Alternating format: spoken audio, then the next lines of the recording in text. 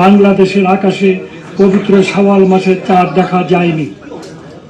এমত অবস্থায় আগামী 6 চৈত্র 1432 বঙ্গাব্দ 20 মার্চ 2026 খ্রিস্টাব্দে শুক্রবার পবিত্র রমজান মাস 30 দিন পূর্ণ হবে।